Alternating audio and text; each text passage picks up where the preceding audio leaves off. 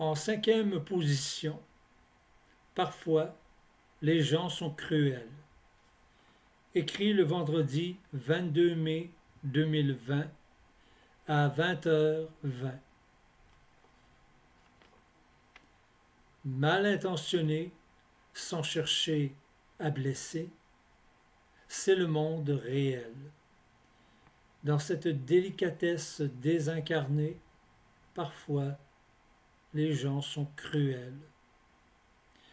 Disproportionnés, les mots peuvent nous heurter dans le monde réel. Par simple maladresse, nous désarçonner. Des fois, les gens sont cruels.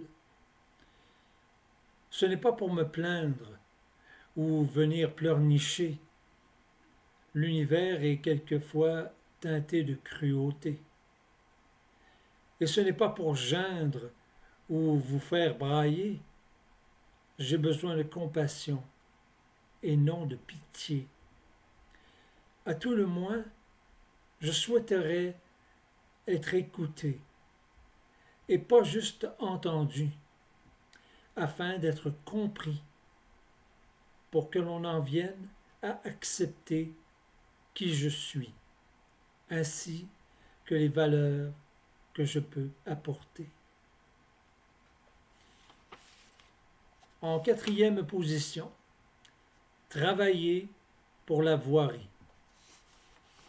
Écrit le dimanche 17 mai 2020 à 19h17.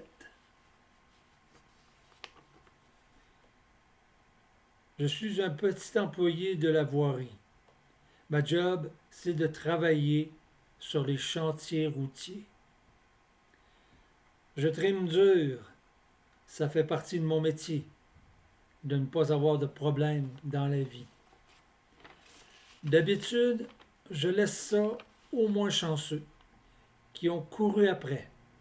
Moi, je suis un vrai homme, qui a sa propre famille pour être heureux. Moi, je ne dépends ni de dois rien à personne. Je ne veux être ni quêteur, ni miséreux. J'ai du sang de gagnant qui coule dans mes veines. Je me pousse du malheur comme des lépreux. Ça m'écœure voir des gens qui ont de la peine. Je mène une vie parfaite depuis le jour de mes noces, qui ont suivi mes fiançailles. Ça m'énerve d'assister à des funérailles, mais je ne pensais pas qu'un jour viendrait mon tour de perdre mon boulot, collecter mon chômage.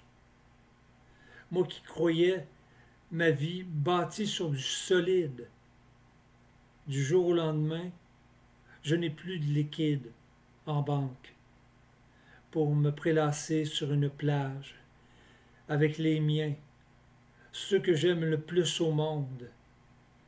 Peut-être que je ne les aime pas assez.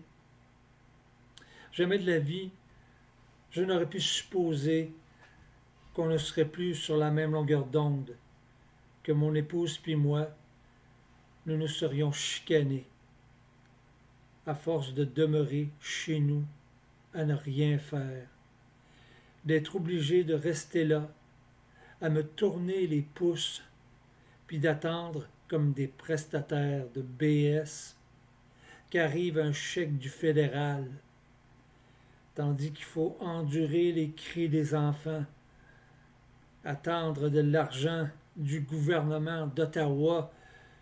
Moi, je ne trouve pas ça normal. Je ne suis plus un employé de la voirie. Le matin, je vais à la banque alimentaire. C'est juste en attendant que je retourne vers les chantiers où j'ai trimé dur toute ma vie. En troisième position, il y a pire que l'Alzheimer. Écrit le dimanche 22 mars 2020 à 13h52.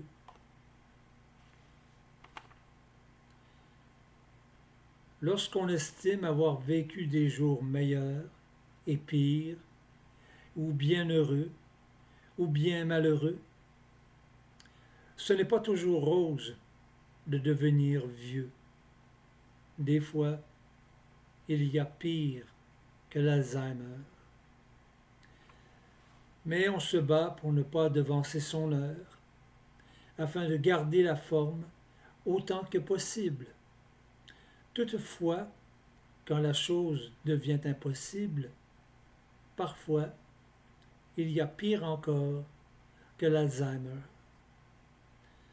Ça commence toujours dans les pleurs, et la peur, et l'angoisse qui fait décliner la santé, nous conduit à faire des stupidités. Souvent, il y a pire encore que l'Alzheimer. On voudrait faire rimer sagesse et valeur, et des petites maladies, comme la grippe, peuvent faire en sorte que la mort nous s'agrippe et rende le tout pire encore que l'Alzheimer. Et lorsque pandémie devient sujet de l'heure et que les trépassés se comptent par milliers, surtout quand les rangs des aînés sont décimés, ce sera toujours pire que l'Alzheimer. En deuxième position, liberté interne, écrit le dimanche 24 mai 2020 à 8h06. Librement inspiré de la chanson Baba O'Reilly du groupe The Who.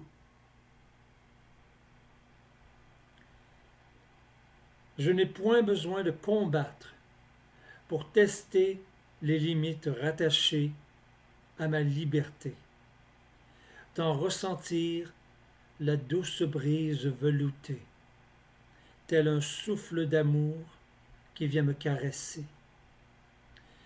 Je veux éprouver à nouveau la liberté sans frayeur aucune à extérioriser mes trésors enfouis et à exorciser les démons externes qui viennent l'empêcher, pour que je puisse finalement déclamer et partager les mots de cette liberté, toute honte bue et à visière levée.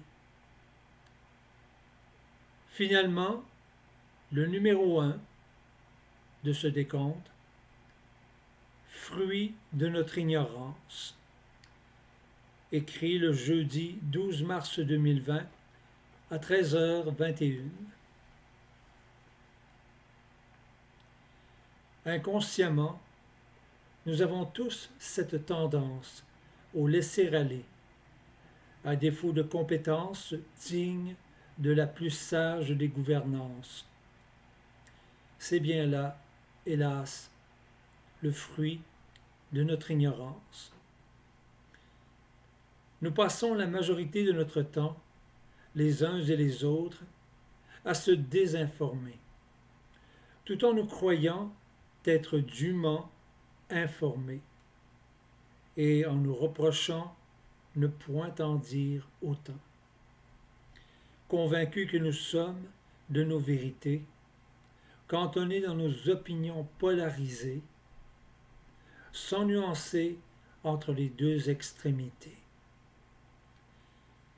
Que je souhaiterais donc tant que l'on me comprenne et que davantage sur moi l'on en apprenne, pour que je me sente finalement accepté.